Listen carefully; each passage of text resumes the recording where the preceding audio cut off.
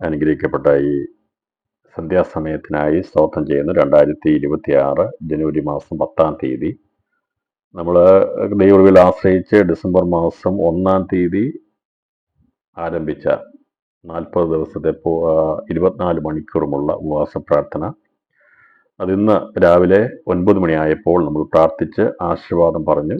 ദൈവത്തിൻ്റെ വ്യവസ്ഥ പ്രകാരം 40 ദിവസമാണ് ഉപവാസം എന്നുള്ളത്. കർത്താവ് കാണിച്ച മാതൃപ്രകാരമാണ് നമ്മൾ 9 മണിക്ക് തന്നെ പ്രാർത്ഥിച്ച് ആശീർവാദം പറഞ്ഞത്. എന്നാൽ ആ സമയത്ത് മീറ്റിംഗ് നടത്താനുള്ള അസൗകര്യം ഉള്ളതുകൊണ്ട് നമ്മൾ വൈകിട്ട് പ്രത്യേക മീറ്റിംഗായി ഇന്ന് രാത്രി കൂടി വന്നിരിക്കുകയാണ്. അനേക അത്ഭുത സാക്ഷ്യങ്ങൾ, ദൈവീയ വിടുതലുകൾ, പ്രത്യേകിച്ച് ഉപവസിപ്പാനുള്ള ആരോഗ്യം, ബലം, ദൈവകൃപ, കർത്താവിന്റെ സന്നിധിയിൽ ധ്യാനിപ്പാനും പ്രാർത്ഥിപ്പാനും കൂടിയൊക്കെ ദൈവം ഒരുക്കി നമ്മുടെ സമയം വെറുതെ ഒഴുകിപ്പോകാതെ അത് പ്രയോജനപ്പെടുത്തിയെടുക്കുവാൻ സഹായിച്ചനായി ദൈവത്തിന് സ്തോത്രം ചെയ്യുന്നു. വെള്ളം ഒഴുകിപ്പോകുന്ന പോലെയാണ് നമ്മുടെ സമയം ഒഴുകിപ്പോകുന്നത്. അത് ഒഴുകിപ്പോയാൽ തിരിച്ചു കിട്ടത്തില്ല. അതുപോലെ സമയം ഒഴുകിപ്പോകും. അതിനെ വേണ്ട വിധത്തിൽ ഉപയോഗിക്കുവാനാണ് ഉപവാസവും പ്രാർത്ഥനയൊക്കെ ഉപയോഗിക്കുന്നത്. കഴിഞ്ഞ ദിവസം ഉപവസിച്ചപ്പോൾ രാവിലെ 11 മണിക്കും പ്രത്യേക പ്രാർത്ഥന, അത് ശേഷം വൈകിട്ട് 7 മണിക്കത്തെ പ്രാർത്ഥന, ബൈബിൾ സ്റ്റഡി, അങ്ങനെ പല കാര്യങ്ങൾ ചെയ്തുകൊണ്ട്, അതല്ലെങ്കിൽ നമ്മളിതൊന്നും ചെയ്തില്ലെങ്കിൽ ആ സമയം അങ്ങ് പോകും. എന്നാൽ ഒന്നും നടക്കത്തില്ല, വെറുതെ സമയം അങ്ങ് പോവുകയുള്ളൂ. ഞാൻ പറഞ്ഞല്ലോ, ജോലിയോ കാര്യങ്ങളൊന്നും ഇല്ലെങ്കിൽ വെറുതെ ഇരിക്കുന്നവരാണെങ്കിൽ സമയം എങ്ങനെയാണ് പോകുന്നതെന്ന് ചോദിച്ചാൽ അതിന് എന്ത് ചെയ്യുമെന്ന് ചോദിച്ചാൽ ഒന്നും ചെയ്തില്ല, വെറുതെ അങ്ങ് പോയി. എന്നാൽ കർത്താവിന്റെ കൃപയാൽ ഉപവസിക്കുകയും പ്രാർത്ഥിക്കുകയും ചെയ്യുമ്പോൾ അത് പ്രയോജനകരമായി കഴിഞ്ഞ ദിവസങ്ങളിൽ നമുക്ക് കൂടിയൊന്ന് പ്രാർത്ഥിപ്പാൻ കഴിഞ്ഞല്ലോ, മറ്റുള്ളവർക്ക് വേണ്ടി ഇടുന്ന എടുപ്പാൻ കഴിഞ്ഞല്ലോ. നമ്മൾ ആ സമയം തക്കത്തിൽ ഉപയോഗിക്കുകയാണ് ചെയ്തത്. ദൈവസന്നിധിയിൽ ചെലവഴിക്കുന്ന ഒരു ദിവസം അത് വേറെ 1000 ദിവസങ്ങളെക്കാൾ ഉത്തമമാണ്. അപ്പോൾ കർത്താവിന്റെ സന്നിധിയിൽ ചെലവഴിക്കാൻ കിട്ടുന്ന സമയങ്ങൾ അത് നമ്മുടെ ജീവിതത്തിന് ഏറ്റവും അനുഗ്രഹദായകമാണ്. ദൈവത്തിൻ്റെ കരങ്ങൾക്കുള്ളിൽ നമുക്ക് പിന്നെയും സമാധാനവും സ്വസ്ഥതയും ദൈവിക കൃപയും ആരോഗ്യവും ഒക്കെ വേണം. ഉപവസിക്കുകയും പ്രാർത്ഥിക്കുകയും ഒക്കെ ചെയ്യാനായിട്ട് ദൈവം തന്ന വീണ്ടും ഉപവസിപ്പാനും പ്രാർത്ഥിപ്പാനും അനേക വിഷയങ്ങൾ ഇടിനിൽപ്പാനും ഒക്കെ കർത്താവ് നമുക്ക് സഹായിക്കട്ടെ. ഞാൻ ഈ ഉപവാസ പ്രാർത്ഥനയിൽ നമ്മുടെ പ്രാരംഭ വിഷയമായി എടുത്തിരുന്നത് എല്ലാവർക്കും അറിയാവുന്ന വിഷയമാണ്. ആത്മീയമായൊരു ഉണർവും ഒരുക്കവും ഉണ്ടാകാൻ വേണ്ടിയാണ് നാം ഈ ഉപവാസ പ്രാർത്ഥനയിൽ നമ്മൾ പ്രാർത്ഥിച്ച് ആരംഭിച്ചത്. ആ വിഷയമായിരുന്നു മുഖ്യധാരാ വിഷയം. അത് 2 കൊരിന്ത്യർക്ക് എഴുതിയ ലേഖനം, അപ്പോസ്തലൻ പൗലോസ് കൊരിന്ത്യർക്ക് എഴുതിയ 2-ാമത്തെ ലേഖനത്തിൻ്റെ 7-ാം അധ്യായത്തിൻ്റെ 1-ഉം 2-ഉം വാക്യങ്ങളെ ആണ് നമ്മൾ ഈ ഉപവാസ പ്രാർത്ഥനയുടെ ആപ്തവാക്യമായിട്ടെടുത്ത് നമ്മൾ പ്രാർത്ഥിപ്പാട്ടിടയാത്തിരുന്നത്. പ്രിയമുള്ളവരെ, ഈ വാക്തത്വങ്ങൾ നമുക്ക് ഉള്ളതുകൊണ്ട് നാം ജഡത്തിലെയും ആത്മാവിലെയും സകല കന്മഷവും നീക്കി നമ്മെ തന്നെ വെടിപ്പാക്കി ദൈവഭയത്തിൽ വിശുദ്ധിയെ തികച്ചുകൊള്ളുക എന്നുള്ളതാണ് നമ്മൾ ചിന്തിച്ച് നമ്മൾ പ്രാർത്ഥിച്ച് ഏൽപ്പിച്ച വിഷയം. അപ്പോൾ ദൈവഭയത്തിൽ അഥവാ ദൈവിക പരിജ്ഞാനത്തിൽ, ദൈവഭയം എന്നുള്ളത് ദൈവിക പരിജ്ഞാനമാണ്, ദൈവത്തിൻ്റെ അറിവ്, ദൈവത്തെക്കുറിച്ചുള്ള അറിവ്, ദൈവം ആരാണെന്നുള്ള അറിവാണ് ദൈവഭയം. ദൈവഭയത്തിൽ വിശുദ്ധിയെ, അപ്പോൾ ദൈവം ആരാകുന്നു എന്നുള്ള അറിവുണ്ടാകുമ്പോഴാണ് വിശുദ്ധനായ ദൈവത്തെ നമുക്ക് മനസ്സിലാക്കി അവൻ്റെ വിശുദ്ധിക്കൊത്തവണ്ണം അവനെ ആരാധിക്കുവാനും നാം അത് പ്രാപിപ്പാനും നമുക്കും അങ്ങനെ ആ തികവിലേക്ക് എത്തുവാനും സാധിക്കുകയുള്ളൂ. എന്തിനു വേണ്ടിയാണ് എന്ന് ചോദിക്കുമ്പോൾ വാഗ്ദത്തങ്ങൾ പ്രാപിച്ചെടുക്കാൻ വേണ്ടിയാണ്. അപ്പോൾ പ്രിയമുള്ളവരെ, ഈ വാഗ്ദത്തങ്ങൾ നമുക്കുള്ളതുകൊണ്ട് ഇവിടെ പൗലോസ് വളരെ സ്നേഹത്തിൽ കർത്താവിൽ ഉള്ളവരെ എന്ന് പറഞ്ഞുകൊണ്ട് പ്രിയമുള്ളവരെ എന്ന് വിളിക്കുകയാണ്. അതിനകത്ത് തന്നെ കാണാൻ സാധിക്കുന്നത്, താൻ ഈ ലേഖനത്തിൻ്റെ 1-ാം ലേഖനമൊക്കെ എഴുതിയിരിക്കുന്നത് ഞാൻ വടിയുമായിട്ട് വരണമോ എന്നൊക്കെ ചോദിച്ചവരെ ശകാരിക്കുന്നുണ്ട്. അവരെ നന്നായ രീതിയിൽ അവരോട് അവരുടെ കുറവുകളെ എല്ലാം വെളിപ്പെടുത്തുന്നുണ്ട്. എല്ലാ കാര്യങ്ങളും തുറന്ന് കാണിക്കുന്നുണ്ട്. അങ്ങനെയാണ് വളരെ ശക്തമായ രീതിയിൽ, നിങ്ങൾ മറ്റുള്ളവരെക്കാൾ ഒട്ടും വിശേഷതയുള്ളവരല്ല, ജഡമാണ്, ജഡത്തിലാണെന്നൊക്കെ പറഞ്ഞവരെ നന്നായി ശകാരിച്ച് അവരുടെ കുറവുകളെ വെളിപ്പെടുത്തുന്നു. എന്നാൽ 2-ാമത്തെ ലേഖനം എഴുതുമ്പോൾ അതിൻ്റെ അകത്ത് താൻ അവരെ വിളിക്കുന്നത് പ്രിയമുള്ളവരെ എന്നാണ്. പ്രിയമുള്ളവരെ. അപ്പോൾ ആദ്യം നമ്മുടെ ജീവിതത്തിൽ ശകാരങ്ങളും ശാസനകളും ഒക്കെ വരും. അത് ദൈവത്തിൻ്റെ ഉദ്ദേശമാണ്, അത് ഒരു ഭാഗമാണ്. അപ്പം ദൈവത്തിൻ്റെ ഒരു ഭാഗം നമ്മളെ ശാസിച്ച് നമ്മുടെ കുറവുകളെ വെളിപ്പെടുത്തി, അത് നമുക്കറിയാം, ഒരു ആശുപത്രി ചെന്ന് കഴിഞ്ഞാൽ അന്നേരം ഒരു ട്രീറ്റ്മെൻറ്റ് തുടങ്ങത്തില്ല, അത് സ്കാനിങ് ആണ്. എന്തെല്ലാം കുറവുകളുണ്ട് എന്ന് പരിശോധനയാണ് ആദ്യം. ബ്ലഡ് ചെക്ക് ചെയ്യുന്നു, സ്കാൻ ചെയ്യുന്നു, ബയോപ്സി, മറ്റുള്ള വിഷയങ്ങൾ ഇതെല്ലാവരും ചെയ്യുന്നത് എന്താണ് അതിൻ്റെ കാരണമെന്ന് അറിഞ്ഞ് അതിനെ പരിഹരിക്കാൻ വേണ്ടിയുള്ള ടെസ്റ്റുകൾ ചെയ്യുന്നത് പോലെ അത് നമുക്കത്ര തൃപ്തിയല്ല. നമ്മൾ വിചാരിക്കും ചെല്ലുമ്പോൾ തന്നെ നമ്മുടെ രോഗം അങ്ങ് മാറിയിരുന്നെങ്കിൽ വിചാരിക്കും, എന്തിനാ ആവശ്യമില്ലാത്ത ടെസ്റ്റ് കാര്യങ്ങളൊക്കെ വിചാരിക്കും. പക്ഷേ അതങ്ങനെയല്ല. എന്താണെന്ന് അറിയാൻ വേണ്ടി അത് ചെയ്യുന്നത് പോലെ ഉപവസിക്കുമ്പോൾ പ്രാർത്ഥിക്കുമ്പോഴാണ് നമ്മുടെ ജീവിതത്തിൽ അടിഞ്ഞുകൂടി കിടക്കുന്ന മാലിന്യങ്ങളെ കണ്ടുപിടിക്കുവാൻ കഴിയത്തുള്ളൂ. അങ്ങനെ അതിനെ കണ്ടെത്തി നമ്മളോട് ദൈവാത്മാവ് ഇടപെട്ട് നമ്മളെ ശുദ്ധീകരിച്ച് നമ്മെ സൗഖ്യമാക്കുന്ന പ്രവൃത്തിയാണ് ഉപവാസ പ്രാർത്ഥനയിൽ ചെയ്തെടുക്കുന്നത്. അപ്പം നമുക്ക് ദൈവത്തോട് കൂടെ അടുക്കുവാൻ സാധിക്കുന്നു, ദൈവത്തോട് സംസാരിക്കാൻ സാധിക്കും. നമ്മൾ ഒന്നുമല്ല എന്നുള്ള ഒരു താഴ്മയും വിനയവും ദൈവം നമുക്ക് നൽകുന്നു. അതുകൊണ്ട് അങ്ങനെ നാം ഈ ദിവസങ്ങളിൽ പ്രാർത്ഥിച്ച് മുന്നേറുവാൻ കർത്താവ് നമ്മെ സഹായിച്ചല്ലോ. ഈ വാഗ്ദത്തങ്ങൾ നമുക്കുള്ളത് കൊണ്ട്. അപ്പോൾ എന്താണ് വാഗ്ദത്തങ്ങൾ നമുക്കുള്ളതെന്നുള്ളത് ദൈവമക്കൾക്ക് അറിയാം. നമ്മുടെ പ്രോമിസസിനെ കുറിച്ച് പ്രത്യേകിച്ച് ഞാൻ പറയേണ്ട ആവശ്യമില്ല. എന്നാൽ എങ്ങനെയാണ് ഒരുവൻ ഈ വാഗ്ദത്തം പ്രാപിച്ചെടുക്കാൻ കഴിയുന്നത് എന്നത് നമുക്ക് അറിയാമെങ്കിലും ഞാൻ ഓർപ്പിക്കാണ്ട് ആഗ്രഹിക്കുകയാണ്. എങ്ങനെ വാഗ്ദത്തങ്ങളെ നമുക്ക് പ്രാപിക്കാം? എല്ലാവർക്കും അറിയാം ഇന്ന കാര്യങ്ങളുണ്ട്. അപ്പോൾ അത് കർത്താവ് വരുമ്പോൾ പോകണം, അല്ലെങ്കിൽ നമുക്ക് വാഗ്ദത്തമുണ്ട്, പരിശുദ്ധാത്മാവ്, നിത്യജീവൻ, അതുപോലെ സ്വസ്ഥത, വരാനുള്ള ലോകത്തെക്കുറിച്ചുള്ള പ്രത്യക്ഷതയ്ക്കുള്ള ഇങ്ങനെ വാഗ്ദത്തങ്ങളെക്കുറിച്ച് പറയുമ്പോൾ വേദോസ് നിരവധി വാഗ്ദത്തങ്ങൾ നമുക്ക് കാണാൻ സാധിക്കുന്നുണ്ട്. കർത്താവിന്റെ വരവിനെക്കുറിച്ചുള്ള പ്രത്യക്ഷതയുണ്ട്, വാഗ്ദത്തമുണ്ട്, പ്രത്യക്ഷ വാഗ്ദത്തമുണ്ട്, വരാനുള്ള ലോകത്തെക്കുറിച്ചുള്ള വാഗ്ദത്തമുണ്ട്, നിത്യജീവനെക്കുറിച്ചുള്ള പരിശോധന, ഇങ്ങനെ നിരവധി വാഗ്ദാനങ്ങൾ, ഏകദേശം പ്രധാനപ്പെട്ട 7 വാഗ്ദത്തങ്ങൾ ദൈവത്തിൽ രേഖപ്പെടുത്തിയിട്ടുണ്ട്. ഞാൻ അതിലേക്ക് കടന്നു പോകാൻ ആഗ്രഹിക്കുന്നില്ല. കാരണം നമുക്ക് തന്നിരിക്കുന്ന പ്രോമിസസ് എന്താണെന്നുള്ളത് ദൈവമക്കൾക്കറിയാം. നമുക്കൊരു ജോലിക്ക് ചെയ്യണമെങ്കിൽ അതിൻ്റെ അകത്ത് നമുക്ക് എന്തെല്ലാം ലഭിക്കുമെന്നുള്ളതിനെ കുറിച്ചുള്ള അവരൊരു പ്രോമിസ് ചെയ്യുമല്ലോ, ഇന്നതാണ് ഒരു കണ്ടീഷൻ വെക്കുമല്ലോ. അതിനുശേഷമല്ല നമ്മൾ സൈൻ ചെയ്യുന്നത് പോലെ ഒരു വിശ്വാസിക്ക് വിശ്വാസ ജീവിതത്തിൽ എന്തെല്ലാം ലഭിക്കുമെന്നുള്ളത് നമുക്കറിയാം. കഴിഞ്ഞ ദിവസങ്ങളിൽ ദൈവാത്മാവ് നമ്മളെ പഠിപ്പിച്ചിട്ടുണ്ട്, മനസ്സിലാക്കിയിട്ടുണ്ട്. ഇല്ലെങ്കിൽ ദിവസങ്ങൾ അത് അതിൻ്റെതായ രീതിയിൽ കർത്താവ് നമ്മൾ വെളിപ്പെടുത്തി നമുക്ക് എന്ത് ലഭിക്കും, എന്താണ് നമ്മുടെ ജീവിതത്തെ കർത്താവിന് സമർപ്പിച്ചാൽ നമുക്ക് ഇങ്ങോട്ട് റിട്ടേൺ ആയിട്ട് എന്താണ് കിട്ടുന്നതെന്നൊക്കെ നമുക്കത് മനസ്സിലാക്കിയെടുക്കാൻ സാധിക്കുന്നുണ്ടല്ലോ. അതിനാൽ ഞാൻ ദൈവത്തിന് അതറിയാമല്ലോ. എന്നാൽ എന്താണ് ഇതിൻ്റെ അടിസ്ഥാനം? എങ്ങനെയാണ് നമ്മൾ ഈ പ്രോമിസസ് കരസ്ഥമാക്കുന്നത്? എങ്ങനെ കൈവശമാക്കിയെടുക്കാം? അതിൻ്റെ പ്രധാന കാര്യം എന്താണ്? അത് സമ്പത്ത് കൊടുത്താൽ കിട്ടുമോ, അല്ലെങ്കിൽ ആരെങ്കിലും ശുപാർശ ചെയ്താൽ കിട്ടുമോ? വാഗ്ദത്തങ്ങൾ അങ്ങനെയാണോ? പ്രോമിസസ് എങ്ങനെയാണ് കിട്ടുന്നത്? അങ്ങനെയല്ല നമുക്ക് ലഭിക്കുന്നത്. ഒരിക്കലും സമ്പത്ത് കൊടുത്തല്ല വാഗ്ദത്തം, സ്വർഗീയ വാഗ്ദത്തങ്ങൾ നമ്മൾ അവകാശമാക്കുന്നത്. അതുപോലെ ആരെങ്കിലും ശുപാർശ ചെയ്തിട്ട് നമ്മളെ റെക്കമെൻഡ് ചെയ്തിട്ടല്ല, മരിച്ചുപോയ ആൾക്കാർ, ജീവനുള്ള ആൾക്കാരോ റെക്കമെൻഡ് ചെയ്തിട്ടല്ല നമുക്കിത് ലഭിക്കുന്നത്.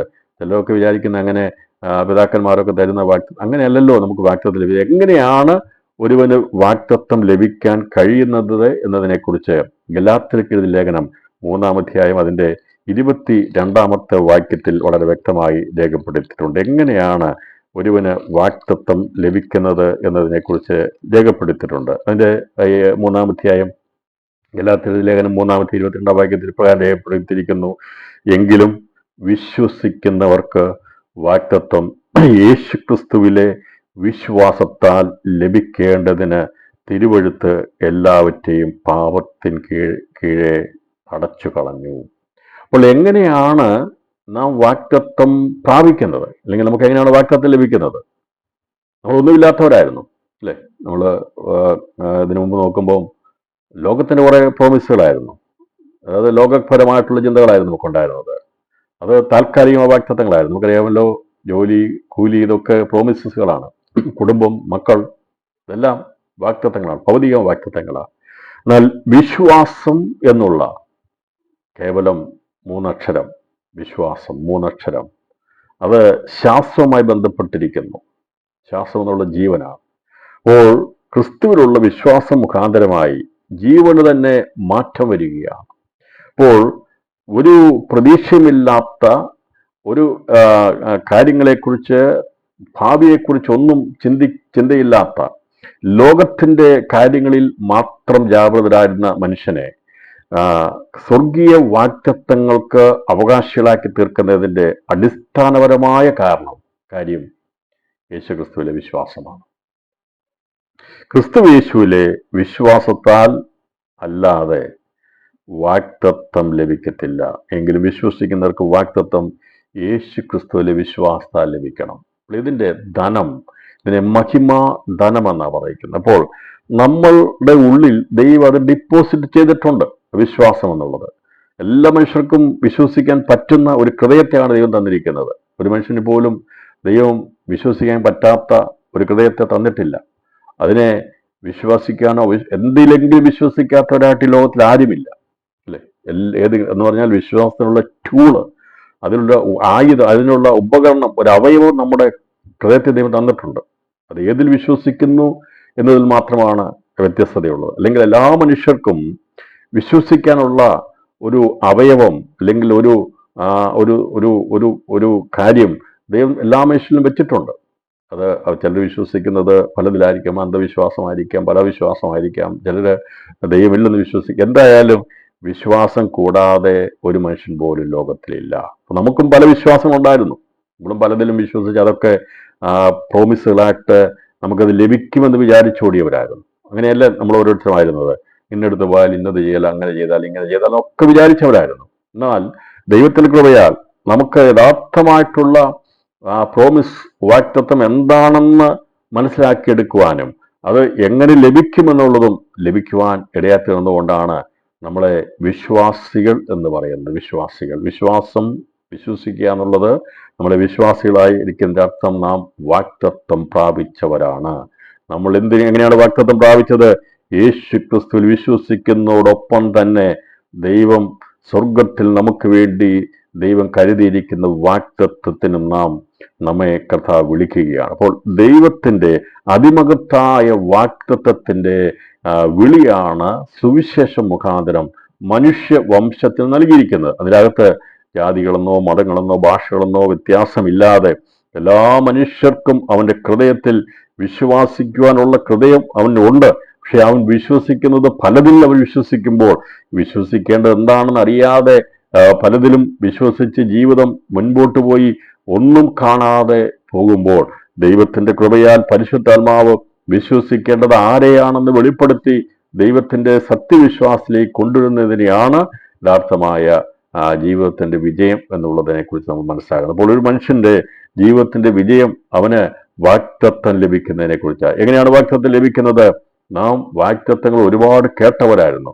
പക്ഷേ പ്രോമിസസുകളെല്ലാം അത് ഫോൾസ് പ്രോമിസുകളായിരുന്നു, വ്യാജ വാഗ്ദാനങ്ങളായിരുന്നു, ഒന്നും ലഭിക്കുവാനുള്ളതായിരുന്നില്ല, താൽക്കാലികങ്ങളായിരുന്നു, ഈ ലോകത്തിന്റെ വാഗ്ദത്തങ്ങളായിരുന്നു, ഇവിടുത്തെ കാര്യങ്ങൾ മാത്രമായിരുന്നു. എന്നാൽ ദൈവത്തിന്റെ കൃപയാൽ പരിശുദ്ധാത്മാവിനാൽ നമുക്ക് ലഭിച്ചിരിക്കുന്ന വാഗ്ദത്തം അത് വിശ്വാസത്താൽ, ക്രിസ്തുയേശുവിലുള്ള വിശ്വാസത്താലാണ് നാം വാഗ്ദത്തം പ്രാപിപ്പാനിടയാത്തത്. അപ്പോൾ ആ വിശ്വാസം വർദ്ധിക്കുന്നതിനനുസരിച്ച് നമ്മുടെ വാഗ്ദത്തങ്ങളുടെ നിലവാരങ്ങൾ വർദ്ധിച്ചുകൊണ്ടിരിക്കും. അപ്പോൾ ഈ 2026 ദൈവത്തിന്റെ വാഗ്ദത്തങ്ങൾ പ്രാപിച്ചെടുക്കുവാൻ, അത് നമ്മുടെ ജീവിതത്തിന്റെ അവകാശമാക്കി എടുക്കാൻ വേണ്ടി നമ്മളിൽ തന്നിരിക്കുന്ന ഹൃദയം അത് വിശ്വസിക്കാൻ പറ്റുന്നതാണ്.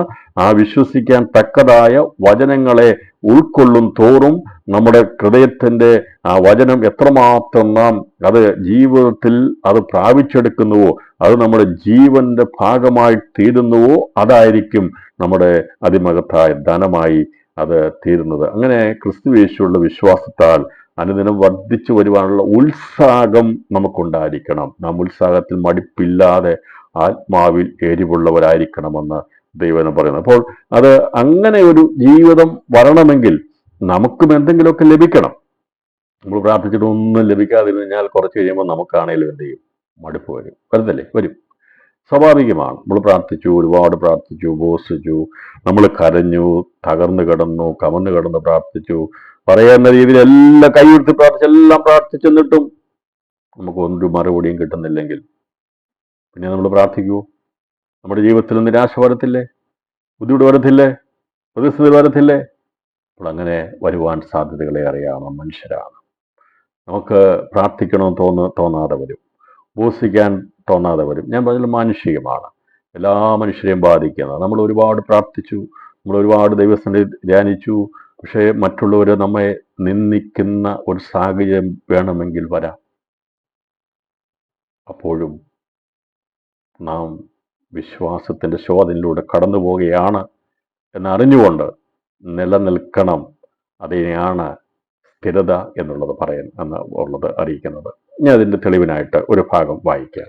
അപ്പോൾ ഇങ്ങനെ പ്രാർത്ഥിച്ചിട്ട് മറുപടി കിട്ടാത്തത് കൊണ്ട്, അല്ലെങ്കിൽ നമുക്ക് അതിൻ്റെ കാര്യങ്ങളൊന്നും ലഭിക്കാത്തത് കൊണ്ട് നിരാശപ്പെടുവാനുള്ള സാധ്യതകൾ ഏറെയാണ്. എന്നാൽ അങ്ങനെ നിരാശപ്പെട്ടൊരിക്കലും നമ്മുടെ വിശ്വാസം ഇല്ലായ്മ ചെയ്യുകയല്ല ചെയ്യേണ്ടത്.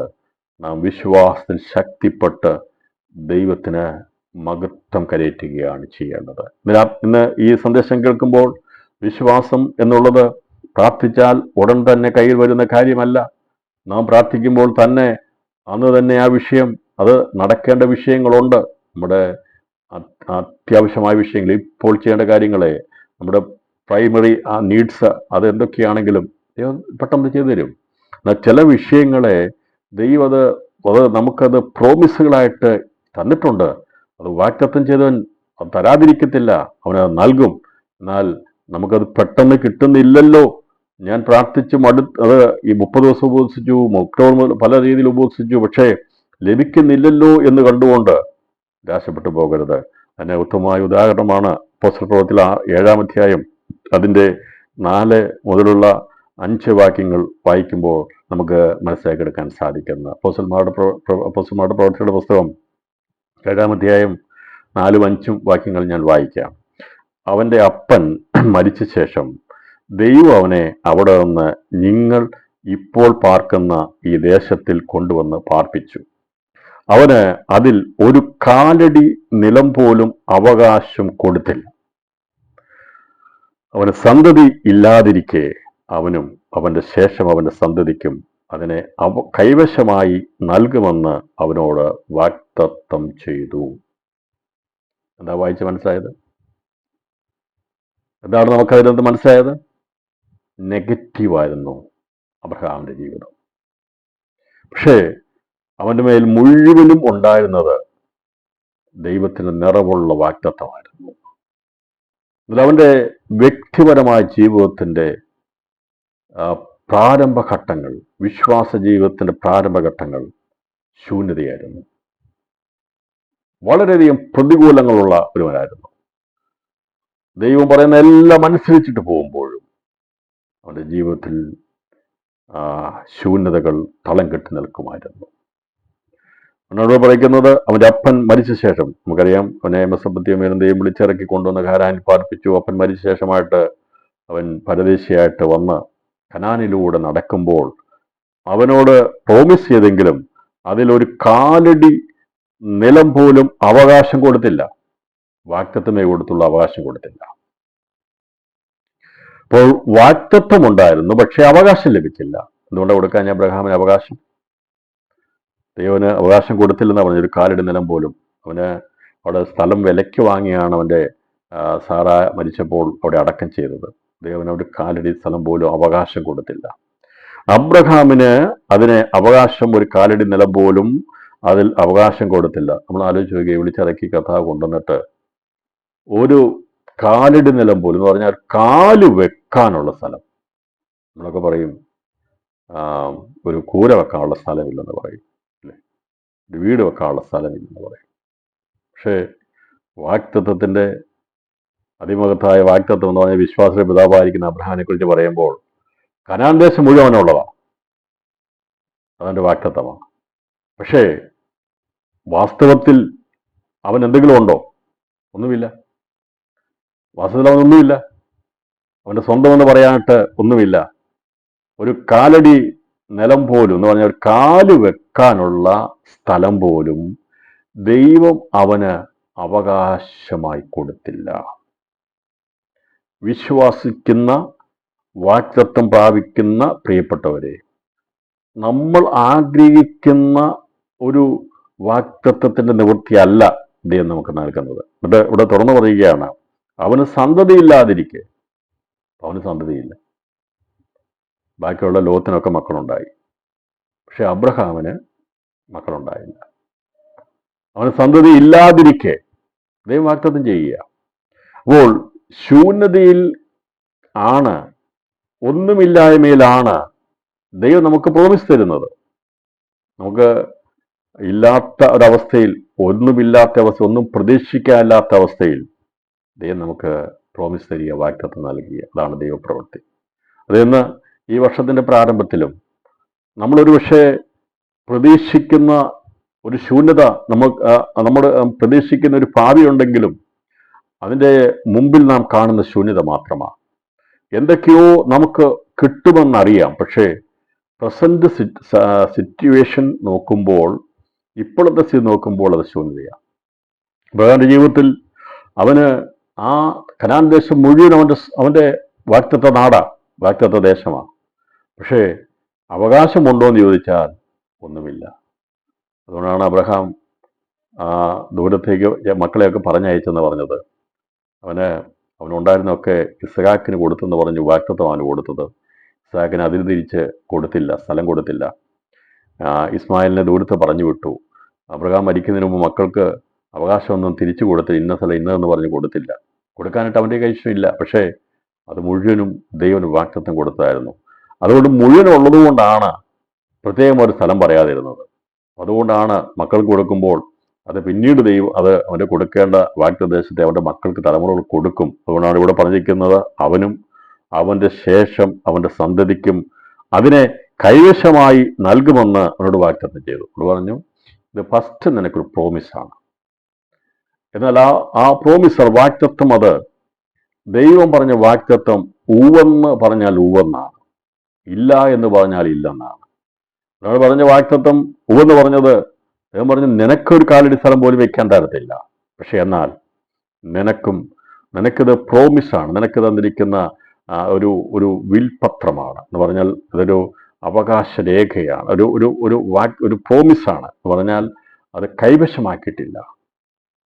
അത് ആർക്കാണ് കൊടുക്കുന്നത്? അവനും അവൻ്റെ സന്തതിക്കും, അവനും അവൻ്റെ ശേഷം അവൻ്റെ സന്തതിക്കും അതിനെ കൈവശമായി നൽകുന്നവർ ചെയ്തു. നമ്മൾ വിചാരിക്കും, അബ്രഹാമിൻ്റെ അവൻ്റെ ജീവിതത്തിലൊന്നും കിട്ടിയില്ലല്ലോ, പിന്നെ എങ്ങനെയാണ് അവന് ഈ അവകാശം കിട്ടിയെന്ന് പറയുന്നത് എങ്ങനെയാ? അല്ലേ? അബ്രഹാമിൻ്റെ ജീവിതത്തിൽ ഒരു കാലടി നിലം പോലും അവന് കിട്ടിയില്ല. അവൻ്റെ ശേഷം ഇസ്ഹാക്കിനും അങ്ങനെയുള്ള സ്ഥലങ്ങളൊന്നും കൈവശമാക്കി ദൈവം കൂടുതൽ താമസിച്ചു. അവരവിടെ പരദേശവാസം ചെയ്തു, കൂടാരങ്ങളിൽ പാർത്തു. എന്നാൽ യാക്കോബ് ജനിച്ചു കഴിഞ്ഞപ്പോഴാണ് 12 ഗോത്രങ്ങൾ ഉണ്ടാകുന്നത്. ദൈവം അവനെ കൊടുക്കുന്നതിന് മുമ്പായി അവരെ ഒരു തീച്ചൂളിലൂടെ കടത്തിവിട്ടു. 430 വർഷം കടന്നുപോയ ശേഷമായി ദൈവം പ്രോമിസ് ചെയ്ത് വാഗ്ദത്തം ചെയ്ത ദേശത്തേക്ക് കൊണ്ടുവന്നു കഴിഞ്ഞപ്പോൾ ഈ ഇവർക്ക് മുമ്പ് മരിച്ചുപോയ അവർ ദൈവത്തിന് മരിച്ചവരായിരുന്നില്ല. ലോകത്തിൽ നിന്ന് അവർ മാറ്റപ്പെട്ടുവെങ്കിലും ദൈവത്തിന് അവർ ജീവിക്കുന്നവരായിരുന്നു. പ്രിയപ്പെട്ടവരെ, മരിച്ചവർ എന്നതിൻ്റെ അർത്ഥം ഈ ലോകത്തുനിന്ന് മാറ്റപ്പെടുന്നതല്ല. ഈ ലോകത്തുനിന്ന് മാറ്റപ്പെടുന്നത് ജഡീക മരണമാണ്, ജഡമരണമാണ്. അത് ദൈവസന്നിധിയിൽ അത് മരണമായിട്ടല്ല പറഞ്ഞിരിക്കുന്നത്. അതുകൊണ്ടാണ് സുവിശേഷ കഥ വിളിക്കുന്നത്, അവൻ അബ്രഹാമിൻ്റെ ദൈവവും ഇസ്ഹാക്കിൻ്റെ ദൈവവും യാക്കോബിൻ്റെ ദൈവമാകുന്നു. അവൻ മരിച്ചവരുടെ ദൈവമല്ല, ജീവനുള്ളവരുടെ ദൈവമത്രേ. അപ്പോൾ മരിച്ചുപോയി എന്ന് പറയുന്ന അബ്രഹാമും ഇസ്ഹാക്കും യാക്കോബും ലോകപ്രകാരം അവർ മരിച്ചുപോയെങ്കിലും ദൈവത്തിന് അവർ ജീവനുള്ളവരാണ്. ഇന്നും അവർ അത് നിത്യജീവന്റെ വാഗ്ദത്തമാണ്. അപ്പോൾ അവര് ലോകത്തുനിന്ന് മാറ്റപ്പെട്ടു. ഒരു കാലടി പോലും സ്ഥലം കിട്ടിയില്ല, അവരുടെ പേരിൽ ആധാരം എഴുതിയില്ല, സ്വന്തമാക്കിയില്ല. അബ്രഹാം ഇസ്ഹാക്ക് യാക്കോബ് അവരെക്കുറിച്ച് പറയുമ്പോൾ താമസിച്ചു പോയി. പിന്നെ സ്ഥലം വിലയ്ക്ക് കൊടുത്ത് വാങ്ങിച്ചതേ ഉള്ളൂ. അതെന്ന് പറഞ്ഞാൽ ശ്മശാന ഭൂമിയായിട്ട് മറ്റുള്ള കാര്യങ്ങൾക്ക് വേണ്ടി വാങ്ങിച്ചതേ ഉള്ളൂ, അല്ലാതെ അവകാശം കൊടുത്തില്ല. പക്ഷേ ദൈവം പറയുകയാണ്, നിനക്കും നിന്റെ ശേഷം നിന്റെ സന്തതിക്കും അതിനെ അവകാശമായി നൽകുമെന്ന്. ഇന്നും ഇസ്രായേൽ പ്രാർത്ഥിക്കുമ്പോൾ അബ്രഹാമിൻ്റെയും ഇസ്ഹാക്കിൻ്റെയും യാക്കോബിൻ്റെയും ദൈവമെന്ന പ്രാർത്ഥിക്കുന്നത്. നമ്മളും പറയുന്നില്ലേ, അബ്രഹാമിൻ്റെ ദൈവം, ഇസ്ഹാക്കിൻ്റെ ദൈവം, യാക്കോബിൻ്റെ ദൈവമെന്ന്. അവർ മരിച്ചുപോയില്ല. ദൈവത്തിൻ്റെ വാഗ്ദത്തം ലഭിക്കുന്നവർക്ക് ഭൗതികമായിരിക്കുന്ന അവകാശം അവന്റെ ജീവിതത്തിൽ ലഭിച്ചിട്ടില്ലെങ്കിലും, പ്രിയപ്പെട്ടവരെ, അത് ദൈവം പറഞ്ഞ വാഗ്ദത്തം ലംഘിക്കപ്പെടുകയല്ല, അത് അവന് ലഭിക്കുകയാണ് ചെയ്യുന്നത്. അതുകൊണ്ടാണ് ഇവിടെ പറയുന്നത്, ഒരു കാലടി നില പോലും അവന്റെ ജീവിത സമയത്ത് അവന് കൊടുത്തില്ല, അവന് കിട്ടിയില്ല എന്ന് ഈ പ്രാർത്ഥനയിൽ പങ്കെടുക്കുന്ന പ്രിയപ്പെട്ട ഒരു പക്ഷേ നമ്മൾ പ്രാർത്ഥിക്കുന്ന വിഷയങ്ങൾക്ക് ഭൗതികമായ വിടുതൽ കിട്ടത്തില്ലായിരിക്കാം. പക്ഷെ എങ്കിലും ഇന്ന് രാത്രി ഞാൻ ആത്മാവിൽ വിളിച്ചു പറയുക, ദൈവം വാഗ്ദത്തം ചെയ്തിരിക്കുന്നത് നിത്യതയുടെ വാഗ്ദത്തമാണ്. അതിന്റെ സമയത്ത് ദൈവം നൽകേണ്ട സമയത്ത് നൽകും. ഒരുപക്ഷെ നാം ജീവനോടിരിക്കുമ്പോൾ ആയിരിക്കത്തില്ലായിരിക്കാം അത് കിട്ടുന്നത്, എന്നാൽ അത് കിട്ടേണ്ട സമയത്ത് അത് ലഭിക്കും. അതിന് ദൈവം ഒരു സമയം വെച്ചിട്ടുണ്ട്. അതുകൊണ്ടാണ് അബ്രഹാമിന് അറിയാമായിരുന്നു, അവന് ദൈവ വിശ്വാസമുണ്ടായിരുന്നു, അവനതിൽ ക്ഷീണിച്ചു പോയില്ല, മടുത്തുപോയില്ല. അവനറിയാമായിരുന്നു വാക്കു പറഞ്ഞവൻ മാറാത്തവനാണ്, വാഗ്ദത്തം ചെയ്തവൻ മാറത്തില്ല. അവന്റെ ജീവിതത്തിൽ തേജോമനായ ദൈവത്തെ കണ്ട ദൈവ ദർശനമുള്ളത് കൊണ്ട് പ്രതിസന്ധികളും ശൂന്യതകളും വന്നപ്പോൾ, ഒന്നും ലഭിക്കാതിരുന്നപ്പോൾ ചില ചോദ്യങ്ങൾ ദൈവത്തോട് അവൻ ചോദിച്ചു. എനിക്ക് അവകാശി ഇല്ലല്ലോ, ഇനി ഈ ദമേശക്കാരനായിരിക്കുന്ന എലിയാസർ അല്ലേ എന്നൊക്കെ ചോദിച്ചെങ്കിലും ചോദ്യങ്ങൾ ഉയർത്തിയെങ്കിലും അതെ, അവന്റെ ജീവിതം ഏകദേശം ആയുസ് അറ്റുപോകുന്ന സമയമായപ്പോൾ അവൻ തന്നെ ദൈവത്തോട് ചോദിച്ചു, ദൈവമേ, നീ വാഗ്ദത്തമൊക്കെ ചെയ്തിട്ടുള്ളതല്ലേ? പക്ഷെ എനിക്കിപ്പോഴും സന്തതിയില്ലല്ലോ, എനിക്കിപ്പോഴും നീ പറഞ്ഞിരിക്കുന്ന വാഗ്ദത്തങ്ങളൊക്കെ ഉണ്ടല്ലോ, പക്ഷെ എനിക്ക് സന്തതിയില്ലല്ലോ എന്ന് അവൻ ഒരു ദിവസം ദൈവത്തോട് ചോദിച്ചപ്പോൾ ആ ചോദ്യം അവന്റെ മറുപടിയുടെ സമയമായിരുന്നു. ഇന്ന് ഈ രാത്രിയിൽ ഈ ഉപവാസ പ്രാർത്ഥനയിൽ, ഈ 40 ദിവസത്തിന്റെ ഉപവാസ പ്രാർത്ഥനയിൽ ദൈവത്തോട് നാം വേദനപ്പെട്ട് ചോദിച്ച, സമയം തീരുന്നല്ലോ, ഇനിയൊന്നും കാണാനുള്ള ഭാഗ്യമില്ലല്ലോ എന്ന് വിചാരിച്ചുകൊണ്ട് ഞെരുങ്ങിയിരിക്കുന്ന ചില വിഷയങ്ങളെ ദൈവാത്മാവ് വേഗത്തിൽ മറുപടി നൽകാൻ പോകുക. അതേ, ശൂന്യത കണ്ടുകൊണ്ട് അയ്യോ ഒന്നുമായിട്ടില്ലല്ലോ, എൻ്റെ കുടുംബം പണിയപ്പെടുന്നില്ലല്ലോ, എനിക്കൊന്നും ഇല്ലല്ലോ എന്നുള്ള വേദനയോടെ അബ്രഹാം ദൈവത്തോട് ചോദിച്ച ചോദ്യമാണ്, എനിക്ക് അവകാശി ഇല്ലല്ലോ, നീ വാക്ക് പറഞ്ഞിട്ടും, നീ എന്നോട് പറഞ്ഞ വാഗ്ദത്തങ്ങൾ ഞാൻ മരിച്ചു കഴിഞ്ഞാൽ അത് എങ്ങനെയാണ് നിറവേറപ്പെടുന്നത് എന്നുള്ള ചോദ്യം അവൻ ഉയർത്തി. പക്ഷെ അവൻ ആ ചോദിച്ചത് ഹൃദയം തകർന്ന ചോദ്യമായിരുന്നു. ഒരിക്കലും ദൈവത്തോടവൻ മറുത്തു ചോദിക്കുകയല്ല, പെറുപെടുത്ത് ചോദിക്കുകയല്ല അബ്രഹാം ചെയ്തത്. നമ്മളവിടെ വായിക്കുമ്പോൾ അങ്ങനെ ചിന്തിക്കരുത്. അങ്ങനെയല്ല അബ്രഹാം ചോദിച്ചത്. അവൻ ദൈവസന്നിധിയിൽ ഹൃദയം തകർന്ന് ചോദിക്കുക, കർത്താവേ, എനിക്ക് സമയം, എൻ്റെ പ്രായം ഇത്രയായി, ഇനിയും നീ പറഞ്ഞ വാഗ്ദത്തം എവിടെയാ? ഇന്ന് രാത്രിയിൽ ഈ സന്ദേശം കേൾക്കുമ്പോൾ, അതേ പ്രിയപ്പെട്ടവർ, ഈ ഉപവാസ പ്രാർത്ഥന അവസാനിപ്പിക്കുമ്പോൾ വാഗ്ദത്തം ചെയ്തവൻ വിശ്വസ്തനാകട്ടോ. ഒരുപക്ഷെ നാം ദൈവത്തോട് ചോദിക്കും, കർത്താവേ, ഞാൻ കേട്ട വചനം, ഞാൻ വിശ്വസിച്ചത്, ഞാൻ പ്രാർത്ഥിച്ചത് ഇതുവരെയും എനിക്കത് കരഗ്രസ്തമാക്കുവാൻ കഴിഞ്ഞിട്ടില്ലല്ലോ. ഹൃദയം തകർന്ന് ദൈവസന്നിധിയിൽ പറയുന്ന ചില വിഷയങ്ങൾക്ക് മറുപടി നൽകുവാൻ ദൈവത്തിന്റെ പരിശുദ്ധാത്മാവ് ഇന്ന് ഇറങ്ങി വന്നിട്ടുണ്ട്. ഇന്ന് രാത്രിയിൽ ദൈവകൃപയുടെ ശക്തി വ്യാപരിക്കുന്നുണ്ട് ചില വ്യക്തികളിലേക്ക്, ചില കുടുംബങ്ങളിലേക്ക്. ഇന്ന് രാത്രി സന്ദേശം അത് നമ്മളിലേക്ക് ഒഴുകിയെത്താൻ പോകുക. പലതും നോക്കിയിട്ട് എല്ലാം ശൂന്യത കണ്ടുകൊണ്ട് ഞെട്ടി എഴുന്നേൽക്കുന്നത് പോലെ, പലപ്പോഴും വേദനപ്പെട്ട് അതേ ഒന്നും സാധിക്കാത്ത വിധത്തിൽ കിടക്കയിൽ നിന്ന് വളരെ വേദനയോടെ ഞെട്ടി എഴുന്നേറ്റിട്ട് ഒന്നും നടക്കുന്നില്ലല്ലോ, ഒന്നും ആകുന്നില്ലല്ലോ എന്ന് വിലപിച്ചുകൊണ്ട് മനസ്സ് തകർന്ന ജീവിതങ്ങളെ ഇന്ന് രാത്രിയിൽ ദൈവാത്മാവ് സന്ദർശിക്കാൻ പോകുക. അബ്രഹാം അങ്ങനെ ഒരു ചോദ്യം ദൈവത്തോട് ചോദിച്ചു.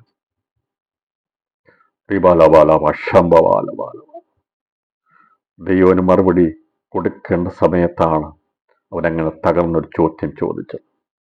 രാത്രിയിൽ തകരുന്ന ഹൃദയങ്ങളെ മറുപടി നൽകുവാൻ ദൈവാത്മാവ് അടുത്ത് നിൽക്കുന്നുണ്ട്. പലപ്പോഴും ഞാൻ ചോദിക്കും, കർത്താവേ, ഞാൻ ഉദ്ദേശിക്കുന്ന സൗഖ്യം എനിക്കായിട്ടില്ലല്ലോ, എനിക്കൊരു വിടുതലായിട്ടില്ലല്ലോ, എനിക്ക് ഞാൻ പ്രാർത്ഥിക്കുന്ന വിഷയങ്ങൾക്ക് മറുപടി ആയിട്ടില്ലല്ലോ. ദൈവമേ, എന്നാണ് എൻ്റെ വിഷയത്തിന് മറുപടി നൽകുന്നത്? എന്നോട് കൂടെ ഒന്ന് ലോത്തിന് മക്കളുണ്ട്, അല്ലെങ്കിൽ ലോത്തിന്റെ അവസ്ഥകൾ, അല്ലെങ്കിൽ കൂടെ വന്ന ആൾക്കാര്, അവന്റെ കൂടെയുള്ള ദാസിദാസന്മാർക്കെല്ലാം തലമുറകളുണ്ട്. പക്ഷേ അബ്രഹാം നോക്കുമ്പോൾ അവൻ യജമാനനാണെങ്കിലും വാഗ്ദത്തം പ്രാപിച്ചവനാണെങ്കിലും എല്ലാം ഉണ്ടെങ്കിലും അവന്റെ വീടിൻ്റെ അകത്തൊരു അവകാശമില്ലാത്ത ശൂന്യത നിൽക്കുമ്പോൾ അവന്റെ വീടിൻ്റെ അകത്തൊരു അവകാശമുണ്ടായിരുന്നു, ഒരു വാക്തത്വം ഉണ്ടായിരുന്നു.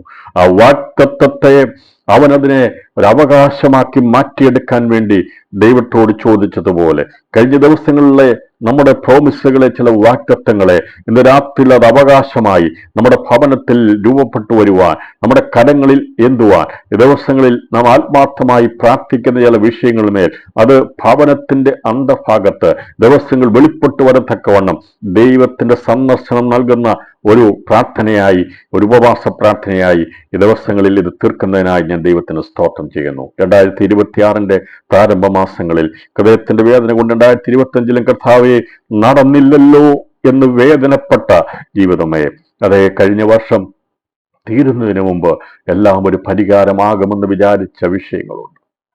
അബ്രഹാമേ, നിനക്കൊരു കാലടി പോലും അവകാശമായി ഒരു കാലടി പോലും വിൽക്കുവാൻ അവകാശം കിട്ടിയിട്ടില്ലെങ്കിലും നീ സർവത്തിനും അവകാശിയാണ്. നിനക്കൊരു സന്തതി ഇല്ലെങ്കിലും ദൈവം പറഞ്ഞ വാഗ്ദത്ത സന്തതിയെ നിന്റെ ഉദരത്തിൽ ദൈവം തന്നിട്ടുണ്ട്.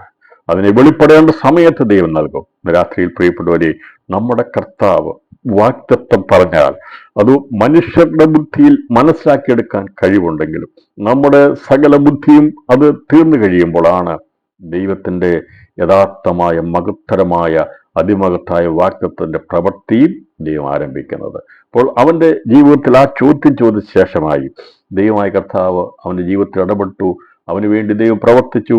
അവന്റെ പ്രായമുള്ള സമയത്ത് അവന് തലമുറയെ കൊടുത്തു. ഒന്നല്ല, അതിനുശേഷമായി അബ്രഹാമിന് നിരവധി മക്കൾ ഉണ്ടായതായിട്ട് നമുക്ക് കാണാൻ സാധിക്കുന്നുണ്ട്. രാത്രി സന്ദേശം അവസാനിപ്പിക്കുമ്പോൾ അതേ പ്രിയപ്പെട്ടവരെ, ഈ വിഷയത്തെക്കുറിച്ച് നമുക്കറിയാം. നാം വേദനപ്പെടുന്ന, ഭാരപ്പെടുന്ന, ഒരുപക്ഷെ വേദനപ്പെട്ട്, ഞാൻ പറഞ്ഞല്ലോ, നമ്മളെ ഉറക്കം പോലും, നമ്മൾ ഉറങ്ങി എഴുന്നേൽക്കുമ്പോൾ പോലും ചില വിഷയങ്ങൾ ആയിട്ടാണ് നാം എഴുന്നേറ്റ് വരുന്നത്, അല്ലേ? കഴിഞ്ഞ ദിവസം പ്രാർത്ഥിച്ച വിഷയങ്ങൾ, പരിഹരിക്കപ്പെടാത്ത വിഷയങ്ങൾ, അത് ഉറക്കത്ത് കഴിഞ്ഞ് എഴുന്നേറ്റ് വരുമ്പോഴും ആ വിഷയങ്ങളുമായി എഴുന്നേറ്റ് വരുന്ന ഒരു അനുഭവത്തെ ദൈവാത്മാവ് കാണുകയാണ്. അതെ, ഉറങ്ങാൻ പോകുന്നതിന് മുമ്പും ആ വിഷയമുണ്ട്. ഉറങ്ങിയ ശേഷം എഴുന്നേൽക്കുമ്പോഴും ഓർമ്മ തെളിയുമ്പോഴും ചില വിഷയങ്ങൾ നമ്മെ വല്ലാതെ ഭാരപ്പെടുത്തുന്ന ചില ഭാരങ്ങളെ ഇന്ന് രാത്രിയിൽ അബ്രഹാമിന്റെ ജീവിതത്തിൽ എല്ലാ ദിവസവും അവൻ പ്രാർത്ഥിച്ച് കിടക്കുമായിരുന്നു. അവൻ രാത്രി കിടന്നിട്ട് അവൻ വിചാരിക്കുന്നത് അത് അനുഭവിക്കുവാൻ വേണ്ടി, അത് ആ വിഷയം പരിഹരിക്കപ്പെടാൻ പോകുന്ന ദിവസമാണെന്ന് വിചാരിക്കുമായിരുന്നു. രാവിലെ അവൻ എഴുന്നേൽക്കുമ്പോൾ ആ വിഷയത്തിന്റെ ഭാരമായിട്ട് എഴുന്നേൽക്കുന്നത്. പതിപോലെ അവൻ കിടന്നുറങ്ങും. രണ്ടുപേരും രാവിലെ എഴുന്നേൽക്കും. അതേ ഭാരമേറിയ അവസ്ഥകളായിരുന്നു. എന്നാൽ ദൈവത്തിന്റെ സന്ദർശനം വന്നു കഴിഞ്ഞപ്പോൾ അവിടെ ചിരി ഉണ്ടാകുവാനിടയാറ്റുന്നത് പോലെ, അതെ, നമ്മുടെ വായിൽ സന്തോഷത്തിന്റെ ചിരി തരുവാൻ, ദൈവപ്രവൃത്തി വെളിപ്പെടുവാൻ ദൈവത്തിന്റെ സമയം ആഗതമാകുമ്പോഴാണ് ഹൃദയം തകർന്ന് ദൈവത്തോട് ചോദിക്കുന്നത്. അബ്രഹാം ചോദിച്ചത്, ഹൃദയം തകർന്ന ചോദിച്ച, ദൈവമേ, നീ പറഞ്ഞതുപോലെ എല്ലാം ഞാൻ ചെയ്തിട്ടുണ്ട്. നീ എന്നോട് അവിടെ പോകാൻ പറഞ്ഞപ്പോൾ ഞാൻ പോയിട്ടുണ്ട്. നീ അവിടെ വസിക്കാൻ പറഞ്ഞപ്പോൾ ഞാൻ ചെയ്തിട്ടുണ്ട്. അങ്ങോട്ട് കൂടാരം നീക്കാൻ പറഞ്ഞപ്പോൾ ഞാൻ ചെയ്തിട്ടുണ്ട്. എല്ലാം അങ്ങ് പറഞ്ഞിരിക്കുന്ന വചനത്തിന്റെ അടിസ്ഥാനത്തിലാണ് ഞാൻ ഇതുവരെ വന്നിരിക്കുന്നത്. നീ പറഞ്ഞിരിക്കുന്ന എല്ലാം നിറവേറപ്പെടുമെന്ന് എനിക്കറിയാം. എന്നാൽ ഇന്ന് അവൻ്റെ ജീവിതത്തിൽ അവൻ ചോദിക്കുകയാണ്, എവിടെയാണ് എന്നോട് പറഞ്ഞ വാഗ്ദത്തം? നീ പറഞ്ഞിരിക്കുന്നില്ല, ആ വാഗ്ദത്ത സന്തതി എവിടെയാണ്? അവനോട് ദൈവം പറഞ്ഞ വാഗ്ദത്തം നിറവേറ്റുവാൻ ദൈവം അവന് ഇസ്ഹാക്കിനെ കൊടുത്തു. അതുപോലെ നമുക്കാണ് സാധിക്കുന്നത്. അവന് ദേശം കൊടുത്തില്ലെങ്കിലും, അബ്രഹാമിന് ഇസ്ഹാക്കിനും യാക്കോബിനും ദേശം അവകാശമായ ദൈവം കൊടുത്തില്ലെങ്കിലും ദൈവം ആ ദേശം അവർക്ക് കൊടുത്തു. അതുകൊണ്ടാണ് അവർ മരിച്ചുപോയെങ്കിലും അവരുടെ പേര് ഇന്നും നിലനിൽക്കുന്നത്. അവർക്ക് അവകാശമായി കിട്ടിയ സ്ഥലമാണ് അബ്രഹാമിൻ്റെയും ഇസ്ഹാക്കിൻ്റെയും യാക്കോബിൻ്റെയും ദേശമായിട്ട് കനാൻ ദേശം അറിയപ്പെടുന്നത്. അവരുടെ പേരിലാണ് ആ ദേശം അറിയപ്പെടുന്നത്. എന്ന് പറഞ്ഞാൽ അബ്രഹാമിന്റെ വാഗ്ദത്തമാണ് ഇസ്ഹാക്കിലേക്കും, ഇസ്ഹാക്കിന്റെ വാഗ്ദത്തം യാക്കോബിലേക്കും വന്നപ്പോൾ അവർ മരിച്ചുപോയി. ലോകപ്രകാരം മരിച്ചുപോയെങ്കിലും ദൈവം പറഞ്ഞ വാഗ്ദത്തം മരിച്ചുപോയില്ല. ദൈവം പറഞ്ഞ വാഗ്ദത്തം നിത്യതയുള്ളതാണ്. ഒരിക്കലും മാറാത്ത വാഗ്ദത്തമാണ്. നിത്യമായ വാഗ്ദത്തമാണ്. അത് ഈ ദിവസങ്ങളിൽ പ്രാവർത്തികമാകും. തലമുറയായി അറിയപ്പെടുന്ന ജീവിതമായി തീരുവാൻ അബ്രഹാമിനെ, ഇസ്ഹാക്കിന്, യാക്കോബിന് കഴിയാൻ സാധ്യമായി തീർന്നത് അവർ വാഗ്ദത്തത്തെ മുറുകെ പിടിച്ചു. അവർ അതിനുവേണ്ടി നിന്നു. നിരവധി സമയങ്ങളിൽ ചോദിച്ചു, ഹൃദയം തകർന്ന് ചോദിച്ചു. പക്ഷേ അവർക്ക് ആ ചോദ്യങ്ങൾക്കെല്ലാം മറുപടി കൊടുത്തു. യാക്കോബ് കൃതയെന്താണെന്ന് ചോദിച്ചില്ലേ? എന്റെ മകൻ എവിടെയാ, ജോസഫ് എവിടെയാന്ന് ദൈവത്തോട് ചോദിച്ചില്ലേ? ചോദിച്ചു. അവൻ പല ദിവസം ചോദിച്ചു. കാണാതെ പോയ മകൻ എവിടെയാന്ന് ചോദിച്ചു. അവന്റെ ജീവിതത്തിൽ ദൈവം മറുപടി കൊടുക്കുവാൻ ഇടയായിത്തീർന്നു. ദൈവം വാഗ്ദത്തം ചെയ്തെങ്കിൽ അത് പ്രാപിച്ചെടുക്കുവാൻ, നൽകുവാൻ ദൈവം വിശ്വസ്തൻ തന്നെയാണ്. നമ്മൾ പറഞ്ഞിരിക്കുന്ന വിഷയങ്ങളിൽ ഞാൻ പറഞ്ഞല്ലോ, ഒരു കാലടി പോലും നിലം കിട്ടിയില്ലെങ്കിലും അവൻ സകലത്തിനും വാഗ്ദത്തം ലഭിച്ചവനായിരുന്നു. ഒരു അവകാശികൾക്കത് ലഭിപ്പാനിടയാറ്റുന്നത് പോലെ ദിവസങ്ങളിൽ ഈ തലമുറകൾ അനുഭവിക്കുന്ന ചില നന്മകൾ, ചില അവകാശങ്ങൾ, കഴിഞ്ഞ നാളുകളിൽ പിതാക്കന്മാർ അവർ കരഞ്ഞ് പ്രാർത്ഥിച്ച് നടന്ന വാഗ്ദത്തങ്ങളുടെ ആ അവകാശമാണെന്ന് തലമുറകൾ അനുഭവിക്കുന്നത്. ഞാനും നിങ്ങളും കരയുകയും പ്രാർത്ഥിക്കുകയും ദൈവത്തിന് ഉപവസിക്കുകയും ചെയ്യുന്നത് നമ്മുടെ ജീവിതത്തിൽ ഒരുപക്ഷെ അത് കാണാൻ കഴിയത്തില്ലായിരിക്കാം. എന്നാൽ ഓർത്തുകൊള്ളുക, ദൈവം നമ്മുടെ പ്രാർത്ഥനകളെ തിരസ്കരിച്ച് കളയത്തില്ല. നമ്മുടെ വാഗ്ദത്തങ്ങളെ ദൈവം നൽകും. ഞാൻ പറഞ്ഞത്, സന്തതിയില്ലെങ്കിലും തലമുറകളില്ലെങ്കിലും ദൈവവാഗ്ദത്തം ഒരിക്കലും നീങ്ങിപ്പോകത്തില്ല. ദൈവത്തിന്റെ വാഗ്ദത്തം തലമുറ തലമുറയായി നിൽക്കുന്നതിന്റെ അർത്ഥം വിശ്വാസ സമൂഹം ഓർക്കത്തക്കവണ്ണമുള്ള ജീവിതമായി ദൈവം നമ്മളെ മാറ്റിയെടുക്കുക തന്നെ ചെയ്യും. അബ്രഹാമിന്റെയും ഇസ്ഹാക്കിന്റെയും യാക്കോബിന്റെ ദൈവം എന്ന് പറയാത്തൊരു ദിവസം പോലും ലോകത്തിലില്ല. കാരണം എവിടെ പ്രാർത്ഥിച്ചാലും എവിടെ പറഞ്ഞാലും ഒരു ദിവസത്തിൽ ഏതെങ്കിലും ഒരു സ്ഥലത്ത് എപ്പോഴെങ്കിലും അബ്രഹാമിന്റെയും ഇസ്ഹാക്കിന്റെയും യാക്കോബിന്റെയും ദൈവമേ എന്ന് പറയാത്ത ദിവസമില്ല. അത് മാത്രമല്ല, വേദപുസ്തകത്തിന്റെ പുതിയ നിയമം എഴുതിയപ്പോൾ അവന്റെ പേരാണ് ആദ്യം രേഖപ്പെടുത്തിയത്. എന്നാൽ അവന് വാഗ്ദത്തം ലഭിച്ചപ്പോൾ ഞാൻ പറഞ്ഞല്ലോ, ദൈവവചനത്തിന്റെ പുതിയ നിയമത്തിന്റെ സന്ദേശം രേഖപ്പെടുത്തുവാൻ വേണ്ടി പരിശുദ്ധാത്മാ പേരുകൾ എഴുതിയപ്പോൾ ആദ്യം കുറിക്കപ്പെട്ട പേര് വാഗ്ദത്തത്തിന്റെ വാഗ്ദത്തം ലഭിച്ച ആ ചോദ്യം ചോദിച്ച, വളരെ ഹൃദയം തകർന്ന് ദൈവത്തോട് ചോദിച്ച അബ്രഹാമിന്റെ വംശാവലിയാണ് എഴുതുവാൻ തുടങ്ങിയതെങ്കിൽ ഇന്ന് രാത്രിയിൽ പ്രിയപ്പെട്ടവരെ, നമ്മുടെ ദൈവം എത്ര വലിയവനാ. അതെ, ഈ പുതിയ നിയമത്തിന്റെ ഓരോ സന്ദേശങ്ങൾ വായിക്കുമ്പോഴും തുടക്കമിട്ടിരിക്കുന്നത് അബ്രഹാമില്ല. കാരണം അബ്രഹാമിന്റെ മകനായിരിക്കുന്നു പറഞ്ഞു തുടങ്ങി. കാരണം അവിടെ അവന്റെ ജീവിതത്തിൽ അവൻ ഹൃദയം തകർന്ന് ചോദിച്ച ചോദ്യമായിരുന്നു, മകൻ എവിടെയാണെന്ന്. ഈ അപ്പന്റെ മകൻ അതേ ചോദ്യം തിരിച്ച് അപ്പനോടും ചോദിച്ചു. അപ്പ തീയും വിറകും ഒക്കെ ഉണ്ടല്ലോ, യാഗത്തിനുള്ള മൃഗം എവിടെയെന്ന് ചോദിച്ചു. കരുതുന്ന ദൈവത്തെ അറിയാവുന്ന അബ്രഹാം പറഞ്ഞു, മകനെ, നീ അത് ഓർത്ത് ടെൻഷൻ അടിക്കണ്ട, ദൈവം കരുതിക്കൊള്ളും. നീ അതേക്കുറിച്ച് ഓർത്ത് ടെൻഷൻ അടിക്കണ്ട. ഇന്ന് രാത്രി ദൈവാത്മ പറയുക, തലമുറകൾ ചോദിക്കും, എവിടെയാപ്പാ, എവിടെയാ? ഇതേ ചോദ്യം അബ്രഹാം ദൈവത്തോട് ചോദിച്ചു, എവിടെയാ എന്റെ തലമുറ, എവിടെയാ? ദൈവം പറഞ്ഞു, നിന്റെ സമയം അടുത്തിരിക്കുക, അതാ നീ ചോദ്യം ചോദിച്ചു. ദൈവം വാഗ്ദത്തം ചെയ്തതിന് കൊടുത്തു. ഇതേ ചോദ്യമാണ് പിതാവാകുന്ന അബ്രഹാമിനോട് ഇസ്ഹാക്ക് ചോദിച്ചത്, എവിടെയാ? യാഗത്തിനുള്ള മൃഗം എവിടെയാ? അബ്രഹാമിന് അറിയാമായിരുന്നു, എന്റെ ദൈവം വിശ്വസ്തനാ, വാക്കുമാറാത്തവനാ, അവൻ കരുതുന്നവനാ. പറഞ്ഞു, മകനെ, നമ്മൾ ഭാരപ്പെടുകയൊന്നും വേണ്ട, എനിക്ക് പേടിയൊന്നും, എനിക്ക് ഭയമൊന്നുമില്ല. അവന് പുറമേ പറഞ്ഞില്ല. ഈ ഉത്തരം പറയുന്നതിന് മുമ്പായിട്ട് അബ്രഹാം ഉള്ളിൽ തന്നെ ആദ്യം പറഞ്ഞു, എനിക്കതേക്കുറിച്ച് സംശയമൊന്നുമില്ല. കരുതുന്ന ഒരുവൻ പറഞ്ഞിട്ടാ ഞാൻ ഈ പോകുന്നത്. അവൻ കരുതിയിരിക്കുന്നത് എന്താണെങ്കിലും അത് ഞാൻ ചെയ്യും. അതാണ് എൻ്റെ അവൻ്റെ ഉള്ളിൽ കൊടുത്ത വിശ്വാസം. അവനറിയാൻ കരുതുന്ന ദൈവമുണ്ടെന്ന്. ഈ ഇസ്ഹാക്കിനോട് പറഞ്ഞത്, ചോദിച്ചപ്പോൾ പറഞ്ഞത്, മകനെ, ദൈവം കരുതിക്കൊള്ളും, നീ അതേക്കുറിച്ച് ഓർത്തെന്ത് ചെയ്യണ്ട, നീ ഭാരപ്പെടണ്ട, ടെൻഷൻ അടിക്കണ്ട. അതേ, യാഗമൃഗമില്ലാതെ യാഗം നടത്താൻ പോകുന്നത് അപൂർവ കാര്യമാണ്. ഒരിക്കലും അത് അബ്രഹാം അങ്ങനെ ചെയ്യുന്നതായിട്ട് ഇസ്ഹാക്ക് കണ്ടിട്ടില്ല. ഇസ്ഹാക്കിന്റെ ഹൃദയത്തിൽ എപ്പോഴും അറിയാം, ആദ്യം അബ്രഹാം ഒരുക്കുന്നത് യാഗമൃഗത്തെയാണ്. യാഗം ചെയ്യാനുള്ള മൃഗത്തെ ആണ് ആദ്യം അവൻ നോക്കുന്നത്. ഇന്നതിനെയാണ് യാഗം കഴിപ്പിക്കേണ്ടതെന്ന് അവൻ വീട്ടിൽ പറയുന്നത് അവനറിയാം. അവനത് പ്രഖ്യാപിക്കും. ഇന്നതിനെ ഉണ്ടല്ലോ, അതിനെ ദൈവത്തിന് വേണ്ടി വെച്ചിരിക്കുന്ന യാഗം കഴിക്കാനുള്ളതെന്ന് പറയും. പക്ഷേ ദൈവം രഹസ്യമായി ദൈവം പറഞ്ഞ യാഗത്തെക്കുറിച്ച് അബ്രഹാം ഒന്നും തന്നെ പറഞ്ഞില്ല. വീട്ടിലത് ഡിക്ലെയർ ചെയ്തില്ല.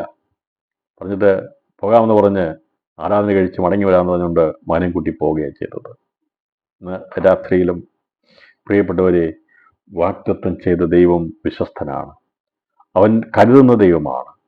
നമ്മൾ ഒരുപക്ഷെ നമ്മുടെ ഹൃദയത്തിൽ നാം ചോദ്യങ്ങൾ ചോദിക്കുമ്പോൾ അബ്രഹാമിന് അറിയാമായിരുന്നു, അന്ന് ഞാൻ എൻ്റെ ദൈവത്തോട് ആ ചോദ്യം ചോദിച്ചതാ, എവിടെയാ എൻ്റെ തലമുറയെന്ന്. എനിക്ക് അസാധ്യമായ കാര്യങ്ങളെ സാധ്യമാക്കി തന്ന ദൈവം, അവൻ അസാധ്യമായിട്ടൊന്നുമില്ല. അതുകൊണ്ട് ഇവൻ മരിക്കേണ്ടി വന്നാലും അവനെ ഉയർപ്പിക്കുവാൻ എൻ്റെ ദൈവത്തിന് കഴിയും. ഞാൻ മടങ്ങി വരുന്നത് ഇസ്ഹാക്കുമായിട്ട് മടങ്ങി വരികയുള്ളൂ. അവനത് ഉറപ്പുണ്ടായിരുന്നു. കരുതുന്ന ഒരു ദൈവം ഉണ്ടെന്ന് അറിയാമായിരുന്നു. തലമുറ ചോദിക്കുക, എവിടെയാപ്പ എന്ന് ചോദ്യം ചോദിക്കുമ്പോൾ വിശ്വാസ അബ്രഹാം തിരിച്ചു പറഞ്ഞു, നീ അതേക്കുറിച്ച് ടെൻഷൻ അടിക്കണ്ട. രാത്രി തലമുറകളോട് പറഞ്ഞാട്ടെ, ഇന്ന് രാത്രി തലമുറകളോട് നോക്കി പറഞ്ഞാട്ടെ. ഭാരപ്പെടുന്ന നമ്മുടെ തലമുറകളുണ്ട്. പലപ്പോഴും നമ്മോട് ചോദ്യം ചോദിക്കുന്ന കുഞ്ഞുങ്ങളുണ്ട്. അതെ അപ്പ, ഇനി എന്ത് ഞാൻ ചെയ്യണം? എൻ്റെ ജോലി നഷ്ടപ്പെട്ടു, എൻ്റെ ഇതായി, അങ്ങനെയായി ഇങ്ങനെയായി ചോദിക്കുമ്പോൾ പ്രിയപ്പെട്ടവരെ, വിശ്വാസത്തിൻ്റെ ആ പാരമ്പര്യമുള്ള നമുക്ക് പറയാൻ ഒറ്റ വാക്യമേ ഉള്ളൂ. നമുക്കൊരൊറ്റ കാര്യം പറയാനുള്ളൂ, ദൈവം കരുതിക്കൊള്ളും. രാത്രിയിൽ എത്ര പേർക്കത് പറയാൻ സാധിക്കും? എൻ്റെ ദൈവം എനിക്ക് വേണ്ടി അതുകൊണ്ട് പറഞ്ഞിരിക്കുന്നത്, പത്രോസ് നമുക്ക് വേണ്ടി അവൻ കരുതുന്നാകയാൽ നമ്മുടെ സകല ചിന്താകുലവും അവൻ്റെ മേൽ ഇട്ടുകൊള്ളുവീൻ. ചിന്താകുലങ്ങൾ, ചിന്തയുണ്ട്, ആകുലത്തിന് ചിന്തകളുമുണ്ട് അല്ലെ? ചിന്താകുലങ്ങൾ, ചിന്തയുടെ ആകുലതകൾ. നമുക്ക് സാധാരണ ചിന്തയുണ്ട്. എന്നാൽ ആകുലതയാകുന്ന, വിഷമമാകുന്ന, ദുഃഖമാകുന്ന ചിന്തകളുണ്ട്. ഇതിനെ നീ ചുമക്കരുത്. ഇതിനെ ചുമന്നാൽ നിന്റെ മനസ്സ് തകർന്നു പോകും. വേദനിപ്പിക്കുന്ന, ഭാരപ്പെടുത്തുന്ന, ആകുലത വരുന്ന ചിന്തകൾ ഒരിക്കലും ഹൃദയത്തിൽ വഹിച്ചുകൊണ്ട് നടക്കരുത്. അത് വഹിച്ചാൽ തളർന്നു പോകും. അത് മുഴുവൻ ആടമിലിടണം, വഹിക്കുന്ന ദൈവത്തിലിടണം. അബ്രഹാമിനത് അറിയാമായിരുന്നു. അവൻ്റെ മനസ്സിനെ ആകുലപ്പെടുത്തും.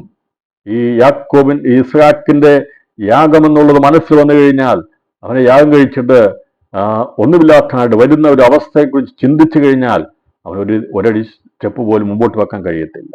പക്ഷേ അവനതെല്ലാം ദൈവത്തിൽ അങ്ങിട്ടു. ദൈവത്തിൻ്റെ ഇഷ്ടം എന്താണോ അത് നിറവേറട്ടെ, നീ കരുതുന്നവനാണെന്ന് ഏൽപ്പിച്ചു കൊടുത്തപ്പോൾ അവൻ ഒരു കുഴപ്പം കൂടാതെ പോയി യാഗം കഴിച്ച് മടങ്ങി വന്നു. അതുകൊണ്ട് ഇന്ന് ഈ രാത്രിയിൽ ഈ ഉപവാസ പ്രാർത്ഥന തീരുന്ന സമയത്ത് നമ്മൾ തീർന്നു. 40 ദിവസം ഉപവസിച്ച പ്രിയപ്പെട്ടോട് പറയുകയാണ്, നമ്മൾ എഴുതി വെച്ച് പ്രാർത്ഥിച്ച വിഷയങ്ങൾ നമുക്ക് വേഗത്തിൽ അതിന് മറുപടി കിട്ടിയില്ലെങ്കിലും മടക്കി കീറിക്കളയേണ്ട കേട്ടോ. എഴുതി വെച്ചു, ദൈവാത്മാവ് പ്രവർത്തിക്കും, ദൈവം കരുതിക്കൊള്ളും. നമ്മുടെ സകല ചിന്തകളെയും ആകുലങ്ങളെയും ദൈവസന്നിധി ഇട്ടുകൊള്ളുവാൻ ഇന്ന് രാത്രി ദൈവാത്മാവ് ഓർപ്പിക്കുക. അതെ, നമ്മുടെ ഏത് വിഷയം നമ്മളെ ഭാരപ്പെടുന്നുണ്ടോ ഇന്ന് രാത്രി അത് ദൈവസന്നിധിയിലേക്ക് നാം ഉപയോഗിക്കാൻ. കർത്താവേ, ഇന്ന വിഷയം എന്നെ പലപ്പോഴും എന്നെ വല്ലാതെ വേദനിപ്പിക്കുന്നുണ്ട്, എന്നെ വല്ലാതെ ആകുലപ്പെടുത്തുന്നുണ്ട്. എനിക്ക് അതിൽ നിന്ന് ഒരു മോചനം, ഒരു വിടുതൽ ദൈവം നൽകണം. നിന്റെ മേൽ ഞാനിത് ഇട്ടുകൊള്ളുകയാണ്. എല്ലാവരും ദൈവസന്നിധിയിൽ അങ്ങനെയുള്ള വിഷയങ്ങൾ ദൈവം ഇട്ടാട്ടെ. അതായത് നമ്മുടെ ജീവിതത്തിൽ നാം ഒരുപക്ഷെ ഭാരപ്പെടുന്ന വിഷയമുണ്ടെങ്കിൽ നമ്മുടെ സകല ചിന്താകുലങ്ങളെയും അവൻ്റെ മേലിട്ടുകൊള്ളുകയെന്നാണ് പറയുന്നത്. നമുക്ക് വേണ്ടി സ്വന്തം ജീവൻ തന്നവൻ അവനോടുകൂടെ നമുക്ക് സകലതും നൽകാതിരിക്കുമോ? രാത്രിയിൽ നമ്മുടെ ആകുല ചിന്തകളെ അബ്രഹാം ദൈവത്തിൽ ഇട്ടതുപോലെ, ദൈവം കരുതിക്കൊള്ളുമെന്ന് പറഞ്ഞതുപോലെ നമുക്ക് ദിവസങ്ങളിൽ പറയാം, നമ്മുടെ ദൈവം നമുക്ക് വേണ്ടി കരുതും. അവർ നമുക്ക് വേണ്ടി കരുതും. അതേ, ഈ ദിവസങ്ങളിൽ ദൈവത്തെ പറഞ്ഞിരിക്കുന്ന പോലെ വിശുദ്ധിയെ തികച്ചുകൊണ്ട് കർത്താവിന് വേണ്ടി ഒരുക്കപ്പെടുവാൻ പരിശുദ്ധാത്മാവ് നമുക്ക് സഹായിക്കട്ടെ. അത് അബ്രഹാമിന്റെ ജീവിതത്തിൽ ശൂന്യത മാത്രമുണ്ടായിരുന്നപ്പോഴും അവൻ ദൈവം പറഞ്ഞ എല്ലാ കാര്യങ്ങളും അനുസരിച്ച് മുമ്പോട്ട് പോയി. ഒരിക്കലും അവിശ്വാസിയായി പിന്മാറിപ്പോയില്ല. അവൻ വിശ്വാസം ത്യജിച്ചു പോയില്ല. അവൻ ദൈവത്തോട് ഹൃദയം തകർന്ന് ചോദിച്ചു, ദൈവമേ, എന്നെ നീ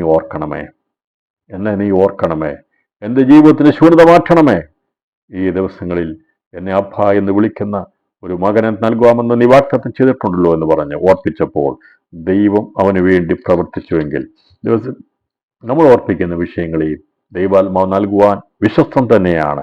ആകയാൽ പ്രിയമുള്ളവരെയും ഈ വാഗ്ദത്തങ്ങൾ നമുക്കുള്ളത് കൊണ്ട് നാം ജഡത്തിലെയും ആത്മാവിലെയും സകല കന്മഷവും നീക്കി നമ്മെ തന്നെ വെടിപ്പാക്കുക. വാഗ്ദത്തങ്ങളെക്കുറിച്ച് മനസ്സിലായല്ലോ. വാഗ്ദത്തം ലഭിച്ചതുകൊണ്ട് അത് പ്രോമിസ് മാത്രമാണ്. അവകാശം നൽകണമോ വേണ്ടയോ എന്നുള്ളത് ദൈവമാണ് തീരുമാനിക്കുന്നത്. അത് നാം ജീവനോടിരിക്കുമ്പോൾ തരണമോ ജീവൻ പോയ ശേഷമാണോ അത് നൽകേണ്ടെന്നുള്ളത് ദൈവമാണ് തീരുമാനിക്കേണ്ടത്. അത് പറഞ്ഞിരിക്കുന്ന കാര്യം അതുപോലെ തന്നെ സംഭവിക്കുക തന്നെ ചെയ്യും. അതുപോലെ തന്നെ ഇവിടെ പറഞ്ഞിരിക്കുന്ന ഈ ജഡത്തിലെയും ആത്മാവിലെയും സകല കന്മഷങ്ങളും നീക്കുക എന്നുള്ളത് വേഗത്തിൽ ഞാനൊരു ഭാഗം വായിച്ച് അതെന്താണെന്ന് വെളിപ്പെടുത്താം. എന്താണ് ജഡത്തിലെയും ആത്മാവിലെയും കന്മഷം എന്നുള്ളത് നമുക്കറിയാവുന്ന ഭാഗമാണ്.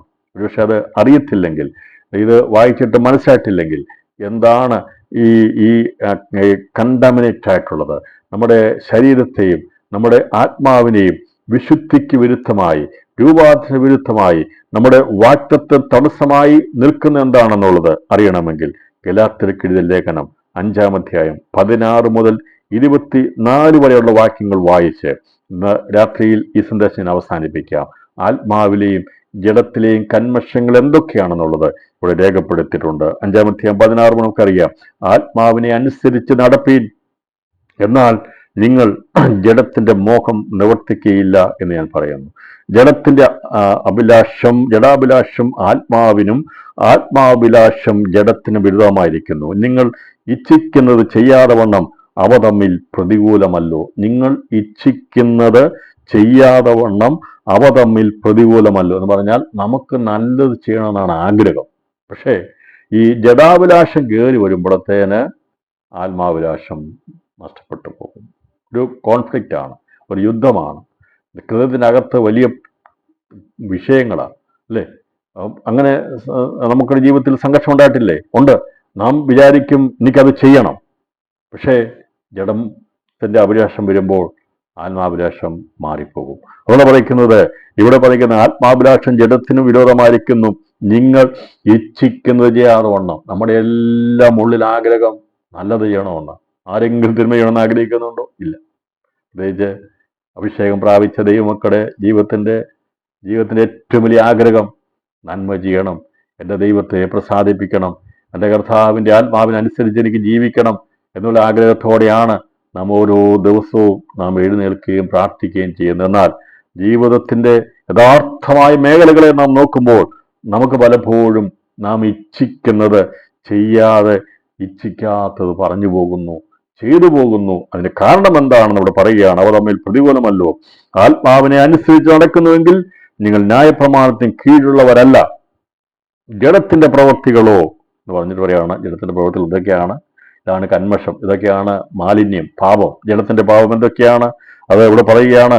ഇതിനെ നീക്കണം എന്ന് പറഞ്ഞിരിക്കുകയാണ്. എന്തൊക്കെയാണ്? ദുർനടപ്പ്, അശുദ്ധി, ദുഷ്കാമം, വിഗ്രഹാരാധന, ആഭിചാരം, പക, പിണക്കം, ജാരശങ്ക, ക്രോധം, ശാഠ്യം, ദ്വന്ദ്വപക്ഷം, ഭിന്നത, അസൂയ, മദ്യപാനം, വെറുക്കൂത്ത് മുതലായവ എന്ന് വെളിപ്പെട്ടു വരുന്നു. ഈ വക പ്രവർത്തിക്കുന്നവനോ ദൈവരാജ്യം അവകാശമാക്കിയില്ല എന്ന് ഞാൻ മുമ്പേ പറഞ്ഞതുപോലെ ഇപ്പോഴും നിങ്ങളോട് മുൻകൂട്ടി പറയുന്നു. ഇതെല്ലാം ദൈവത്തിന്റെ കൃപയാൽ നമ്മളെ വാഷ് ചെയ്തു, കർത്താവിന്റെ രക്തത്താൽ നമ്മളെ ശുദ്ധീകരിച്ചു. എന്നാൽ ഇടയ്ക്കിടയ്ക്കിടയ്ക്ക് ജീവിതത്തിൽ നാം ജഡത്തല്ലേ വസിക്കുന്നത്.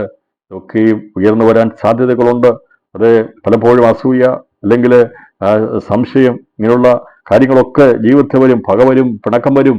ഇതൊക്കെ മറ്റുള്ള വലിയ കാര്യങ്ങളൊന്നും ഇല്ലെങ്കിലും ചെറുതൊക്കെ ഇടയ്ക്കൊക്കെ തലയുയർത്തും.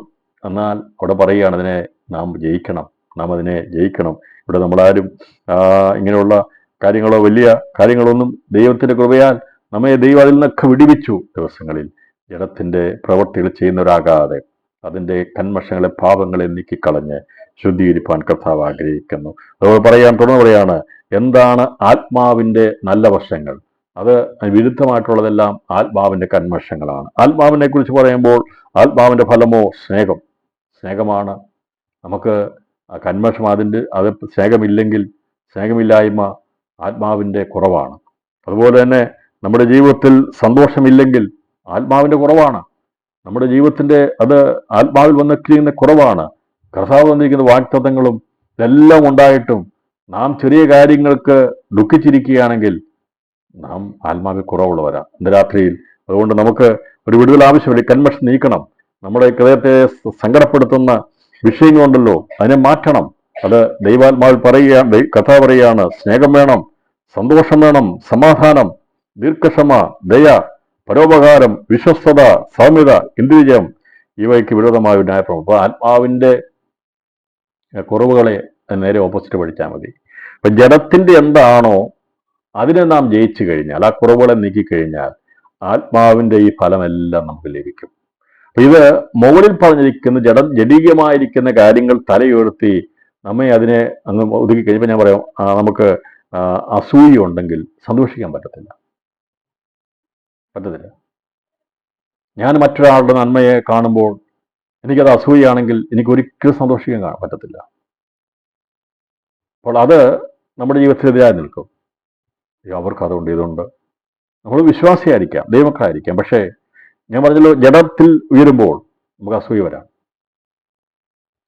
അതുണ്ടെങ്കിൽ നമ്മുടെ സന്തോഷം എന്ത് ചെയ്യും? നഷ്ടപ്പെടും, നമ്മുടെ സമാധാനം നഷ്ടപ്പെടും. അപ്പൊ ഇങ്ങനെ പല കാര്യങ്ങളുണ്ട്. അപ്പൊ ഇന്ന് രാത്രിയിൽ എന്താണ് ആത്മാവിലെയും ജഡത്തിലെ ആത്മാവിലെയും സകല കന്മഷം നീക്കാൻ നമ്മൾ പറഞ്ഞിരിക്കുന്നത്? അത് അവിടെ പറഞ്ഞിട്ടില്ല, പക്ഷേ ഗലാത്യ ലേഖനത്തിൽ വളരെ വ്യക്തമായി രേഖപ്പെടുത്തിയിട്ടുണ്ട്. എന്തൊക്കെയാണത്? ഒന്നുകൂടി നമുക്കറിയാം. നമുക്ക് ദുർനടപ്പ്, അശുദ്ധി, ദുഷ്കാമം, വിഗ്രഹാരാധന, ആഭിചാരം, പക, പിണക്കം, ജാരശങ്ക, ക്രോധം, ശാഠ്യം, ദ്വന്ദ്വവർഷം, ഭിന്നത, അസൂയ, മദ്യപാനം, വെറുക്കൂത്ത് മുതലായവ എന്ന് വെളിപ്പെടും. ഇതെല്ലാം ജഡത്തിന്റെ പാപങ്ങളാണ്, കന്മഷങ്ങളാണ്. കന്മഷം എന്ന് പറഞ്ഞാൽ കണ്ടാമിനേഷൻസ്, അഴുക്ക്, മാലിന്യം, പാപം എന്നാണ് എൻ്റെ അർത്ഥം. അതിന് മലയാളത്തിൽ അത് വലിയ ഒരു ഭാഷയായി കൽമഷം എന്ന് പറഞ്ഞിരിക്കുന്നത്. എന്താണ് കന്മഷം എന്ന് പറഞ്ഞതിൻ്റെ അർത്ഥം ഇതാണ്: ശരീരത്തിന്റെ പാപം, ശരീരത്തിൽ വസിച്ചിരിക്കുന്ന പാപം, ശരീരത്തിന്റെ അഴുക്ക്, മാലിന്യം, അത് കണ്ടാമിനേറ്റ് ചെയ്തിരിക്കുന്നു. ദൈവം നമ്മളെ സൃഷ്ടിച്ചപ്പോൾ, ഒരു കുഞ്ഞായി ജനിച്ചപ്പോൾ ഇതൊന്നുമില്ലായിരുന്നു. കണ്ടാമിനേഷൻ ഇല്ലാതെ നാം ശിശുവായിട്ട് ജനിച്ചതാ. കുറച്ച് കഴിഞ്ഞപ്പോൾ ഇതെല്ലാം നമ്മുടെ ശരീരത്തിന് അവയവങ്ങളുടെ അഴുക്കുകളായി മാറി.